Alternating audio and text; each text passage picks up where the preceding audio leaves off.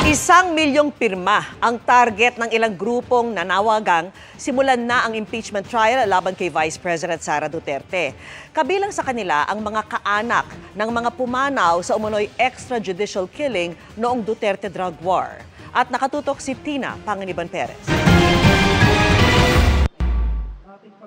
May temang Semana Santa ang paglulunsad ng ilang religious at sectoral group at pamilya ng mga biktima ng extrajudicial killings sa People's Impeachment Movement. Inihayag nila ang panawagang simulan na ng Senado ang impeachment trial ni Vice President Sara Duterte. Mukhang tinatamad ang ating Senate President si Chis Escudero at ibang mga senador. Mahirap po magtatamad-tamad. Ito po yung sin of omission. Sa inilabas na impeachment calendar ng Senado, sa Hulyo pa balak simulan ang paglilitis. Ayon sa mga eksperto, malinaw po ang sinasabi ng saligang batas na forthwith.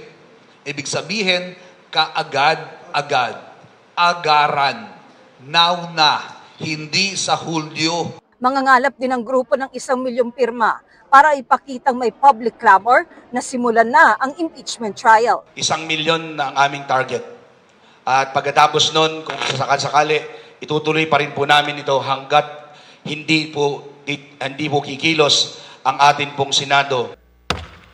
Suportado ng ilang kongresistang lumagda sa impeachment complaint ang panawagan ng grupo. And I think, to be honest, the one to benefit from this is a person in question. Siyempre, ang pangalawang Pangulo.